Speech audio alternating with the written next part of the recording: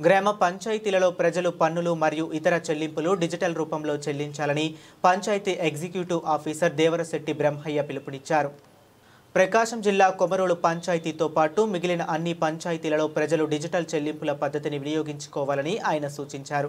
గతంలో ప్రజలు పంచాయతీ కార్యాలయాల్లో నగదు రూపంలో ఇంటి పన్ను, కుళాయి పన్ను, ధృవీకరణ పత్రాల రుసుములు చెల్లించేవారని, దీని వలన కొన్నిసార్లు పొరపాట్లు మరియు లావాదేవీ సమస్యలు తలెత్తేవని అన్నారు.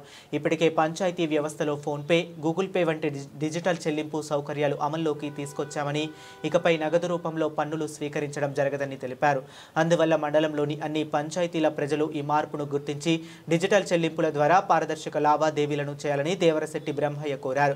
ఈ చర్యతో పంచాయతీ వ్యవస్థలో స్వచ్ఛత, పారదర్శకత, సులభత పెరిగి ప్రజల సేవలు మరింత వేగంగా అందుతాయని ఆయన అభిప్రాయపడ్డారు. కొమరోలు గ్రామ పంచాయతీ ప్రజలకు మరియు మండలంలోని అన్ని గ్రామ పంచాయతీల ప్రజలకు కూడా గ్రామ పంచాయతీలో ఒక హౌస్ ట్యాక్స్ కానీ, వాటర్ ట్యాక్స్ కానీ, ఒక birth certificate, death certificate, valuation certificate, ఇతరత్ర ఎనీ సర్టిఫికేట్ ఏదున్నా కూడా ఇప్పుడు మన గవర్నమెంట్ నామ్స్ ప్రకారము డిజిటల్ పేమెంట్ ద్వారా చేయవలసిందిగా మిమ్మల్ని అందరినీ కోవడమైంది.